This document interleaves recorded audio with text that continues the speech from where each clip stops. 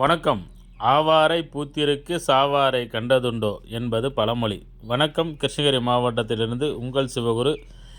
தற்போது ஆவாரம்பூவை பற்றி தான் நம்ம பார்க்க போகிறோம்.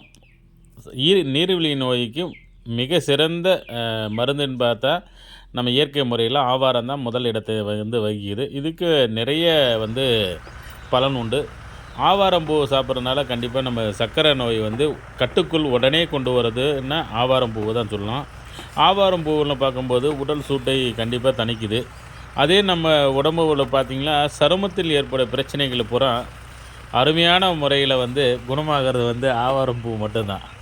அதே மாதிரி நம்ம செரிமானம் ஆகாத நம்ம குடல் புண்ணு அதெல்லாம் இருக்கும்போது இந்த ஆவாரம்பூனுடைய பூவை நம்ம காய்ச்சி வடிகட்டும் போது சர்க்கரை நோயும் குறையும். அதே மாதிரி செரிமானமும் சிறந்த முறையில் ஆகிறது ஆவாரம்பூ தான்.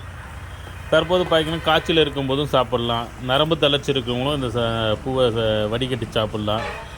நம்மளோட தேவையில்லாத நச்சுத்தன்மையை நீக்கும். இந்த மாதிரி நிறைய மருத்துவ குணம் கொண்டது தான் ஆவாரம்பூ. இந்த பூ பார்க்கும்போது மலை பிரதேசத்துக்குள்ள அதிகமாக விளையும். நம்ம அதே மாதிரி வீட்டு தோட்டத்துலேயும் வளர்க்கலாம். அந்த மாதிரி செடி கிடைக்கும்போது கண்டிப்பாக பயன்படுத்திக்கங்க. நம்மளுக்கு உடலுக்கு நோயில்லாத வாழ்வு, குறையில்லாத செல்வம்.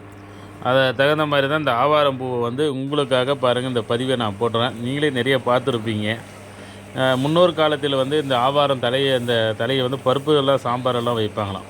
அந்த மாதிரி இப்பயும் கடைபிடித்தா நம்ம ஆரோக்கியமான உடலுக்கு சிறந்த உணவு ஆவாரம்பூ. இந்த மாதிரி பாருங்கள், இந்த வடிகட்ட பூ இந்த நிறத்தில் வரும்.